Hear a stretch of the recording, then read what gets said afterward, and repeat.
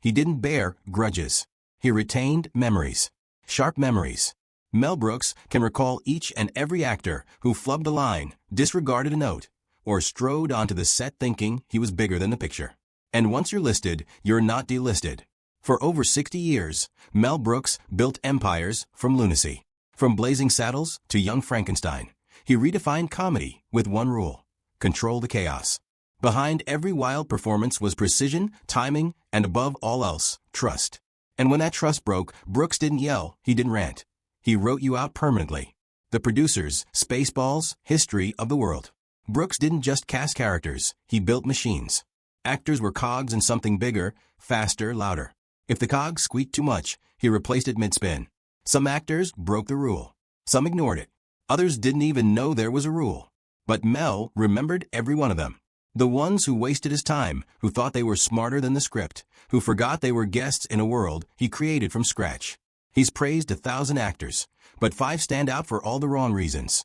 The ego clashes, the silence after a scene, the firing that never made the press release. Here are the 5 actors Mel Brooks never forgave. Number 1, Frank Langella. Some actors lose roles. Frank Langella lost the director. On paper, he was the solution. Mel Brooks was developing Dracula, dead and loving it. And Langella had already portrayed Dracula on Broadway to great review. Tall, charismatic, very theatrical. He was Dracula, or at least the serious iteration. And that was the problem. Brooks wasn't making serious. He wasn't interested in gothic tragedy or moody stares through candlelight. He wanted gags, spit takes, a vampire who could monologue 1 minute and slip on a candelabra the next. Langella walked into pre-production like he was reprising Hamlet. From day one, the tone was off. Rehearsals stalled. Brooks, who usually ran his sets like a controlled circus, found himself slowing down. Langella didn't respond to humor. He didn't improvise. He read his dialogue as scripture, chiseled into stone, resistant to pandemonium. He wasn't playing Dracula. Brooks later claimed to a friend. He was auditioning to play sainthood. Brooks attempted to direct him. Notes, pitches, gentle prodding. Nothing made any difference. Langella took them all politely and promptly resumed being marble statue. Backstage, tensions mounted. Brooks waited for momentum.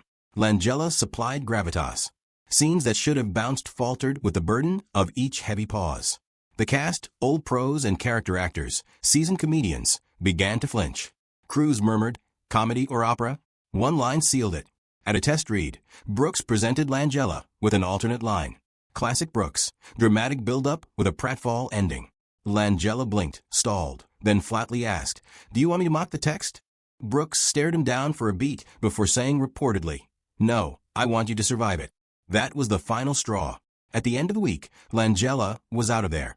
No shouting, no public announcement, just a substitute, Leslie Nielsen. A different Dracula. This one who could play absolutely straight while the world went to hell around him. That's what Brooks was after. Not gravitas, but mastery of chaos. Nielsen provided that. Langella didn't. Technically, the explanation for the casting shift was creative differences. But everyone connected with the project knew what occurred. Mel Brooks was not about to arm wrestle a Shakespearean statuary into delivering slapstick. He wanted an individual who caught the joke before the punch. Langella didn't. He quietly walked off the picture and never discussed the matter afterward. Brooks, however, never badmouthed him to the public. But during interview sessions, whenever their film Dracula, dead and loving it was mentioned, he only had this word to say about Nielsen: perfect. Langella's name, not a word. There were only 2 types of actors in Brooks's world: the kind that ramped up madness and the kind that were devoured by it. Langella came with a crown. But Mel wasn't constructing royalty. He was constructing pandemonium. And you had to love the drop. Number 2, Gene Wilder. Some betrayals come from strangers.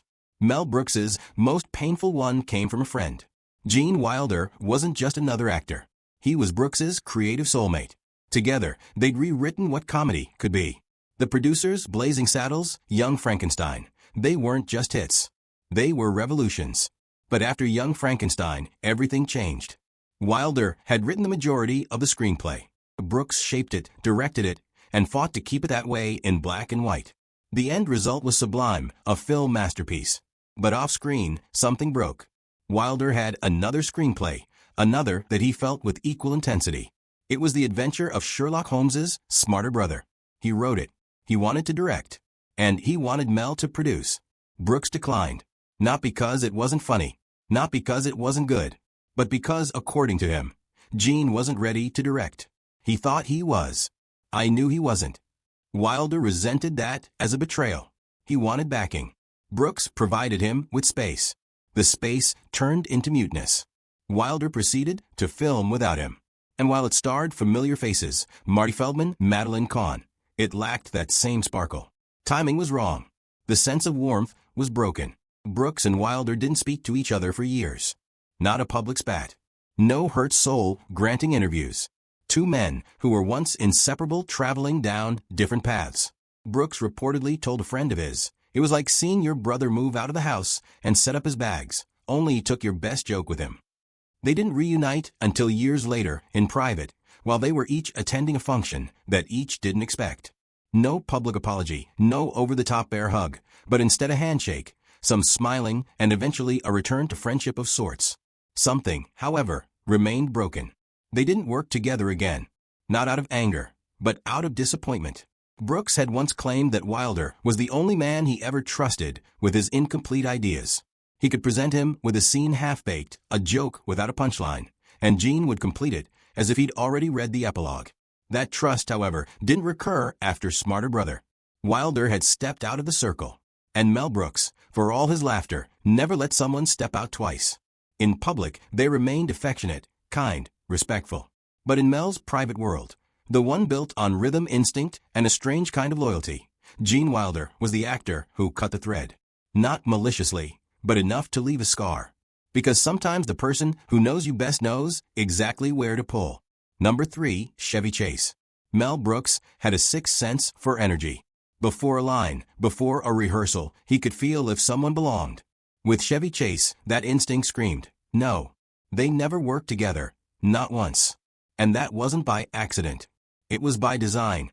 Chevy's name came up multiple times in the 80s and early 90s when studios were pushing bankable names into Brooks's orbit. Chase was a star, a household name. He had box office clout and a perfect deadpan delivery. But Mel Brooks shut it down every time. Why? Because Chase broke the first rule of Mel's world. He didn't play well with others. Brooks had seen it before on talk shows, in behind-the-scenes whispers, in stories from shared friends. Chevy was fast, clever, and scathing. He made rooms laugh and made them uncomfortable just as fast. Brooks reportedly told the casting director, "He's not acting. He's waiting for everyone else to stop talking so he can prove he's the smartest in the room." Mel didn't want the smartest guy in the room.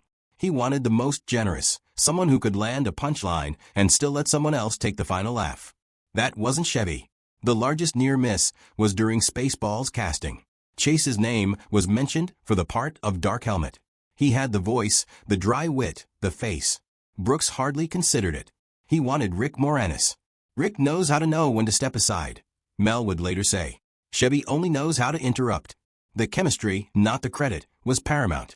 Timing was sacred in Brooks's universe. Ego wasn't. In private, Mel spoke of Chase as crashing humor instead of dancing with it. He liked the talent, not the presentation of that talent. Always smiling, always distant. Comedy to Brooks was not irony. It was belief. Whether the joke was absurd or not, you had to believe. Chevy didn't. They reportedly had one meeting. Short, stiff, forgettable. It ended with Mel flashing a polite smile and saying, "Maybe in another universe." Chase never made it into Mel's universe. As a matter of fact, Mel once said to an interviewer, in measured tones, without using names, "Some actors are so conscious of themselves they lose the moment. You're observing them thinking about themselves during a scene that they should be doing." The interviewer pressed him and asked if by any chance he meant Chevy Chase. Mel's smile lighted and then moved to another topic. Chemistry was all about Brooks. The common beat, the line gap, the tacit agreement that comedy requires. "Trust me, I'll trust you." Chase didn't trust anyone. He wielded silence. He sliced with words. And he had to win. Mel didn't care about winning. He cared about ensemble. In the overall count, Chase didn't get blacklisted. He just got excluded. Not because he wasn't funny, but because he didn't fit. And misfits were welcome in Mel Brooks's universe. But chaos masquerading as confidence, that was left at the door. Number 4, Harvey Corman.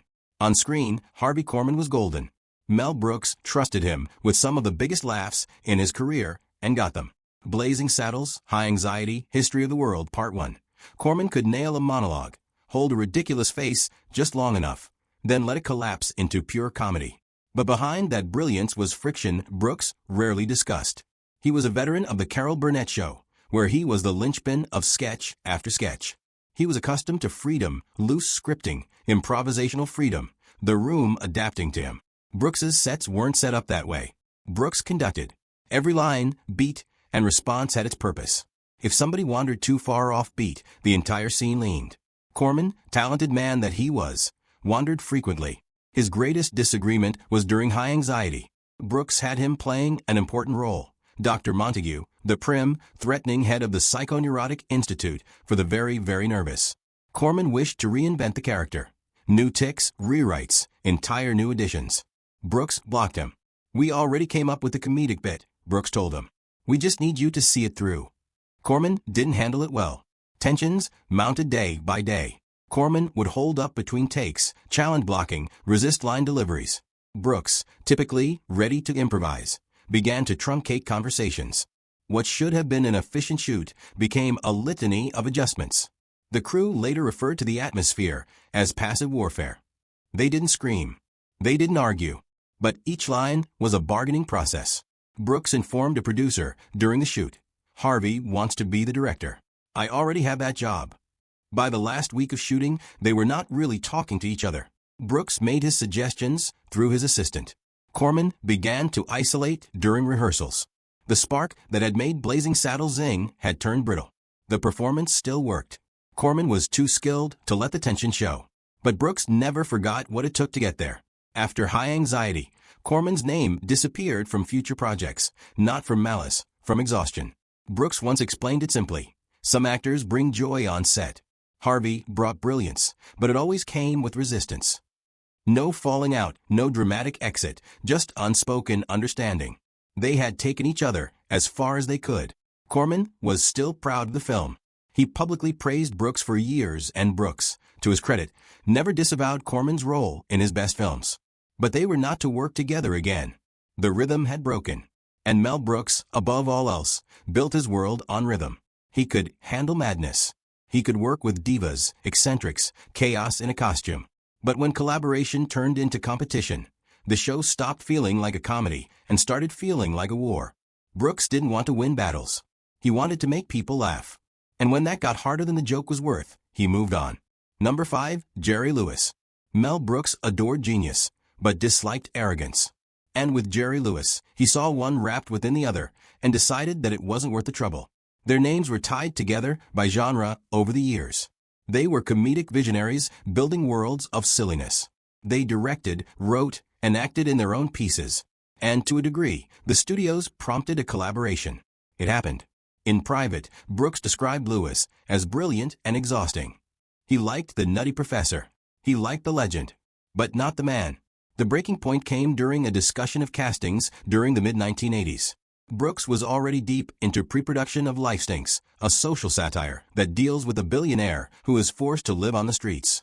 The studio raised the topic of inserting Lewis's name into a key supporting part. They promised him that this would carry cachet. Brooks turned him down. "I don't want a man that thinks he's funnier than the picture," he reportedly said to his producer. He would rewrite scenes by the seat of his pants, disagree with directors, and dominate the energy of any room that he entered. Brooks didn't split power. Not in the edit suite. Not on the sound stage. They had one meeting. It didn't go well. A mutual connection arranged a dinner. Neutral ground. Brooks came with enthusiasm. Lewis showed up late, went into a 15-minute sermon on the future of American comedy, and didn't actually seem to notice Mel sitting across from him. Brooks politely listened and then left early. He didn't want to cooperate. Mel later said to him, he wanted a round of applause. That was the last that he ever considered cooperating with Lewis. In public, they were polite. Brooks never bad-mouthed him on tape. Lewis, however, hardly spoke of Mel. But people close to him knew. There was no love, no mischance, only basic rejection. Brooks once told the interviewer why he didn't cast certain comedians. "If somebody thinks they're the hub of the universe, they can't be effective in mine. I already have a son." That was the essence of it. Mel Brooks assembled ensembles. He achieved anarchy with order, chaos with balance. He showcased stars, but only if they comprehended the entire galaxy was larger than any single show. That was too much to ask of Jerry Lewis. His ego wouldn't endure that. And Brooks never took a chance on somebody who didn't trust the map. He whispered to his friends in secret that working with Jerry would have been a nuclear disaster. Not because of the performance, but because of what it would have cost off-camera, rewrites, blow-ups, control struggles. Too much, too loud, too late. There was no scene, no phone call, not even a proper offer. Only a man Mel admired off in the distance. Because even the genius gets blacklisted when he confuses the set with a mirror. Mel Brooks never yelled. He never stormed out of a room. He just quietly closed the door forever. A few of the actors didn't pass because they were not talented. But these 5, they were talented. They didn't have trust or a sense of rhythm or of humility or of the room. And after you lost the trust of Mel, well, there was no redemption. Not only were you out of the film, you were out of the discussion. So who can you speculate came close to being included in this list? Or perhaps should have been? Let us know down below. And if you want to get first dibs on the next Hollywood Blacklist, thumb up, subscribe, and become a member of the channel to receive member-exclusive analyses. Because with Mel Brooks, not being cast wasn't the reward. Remaining cast was.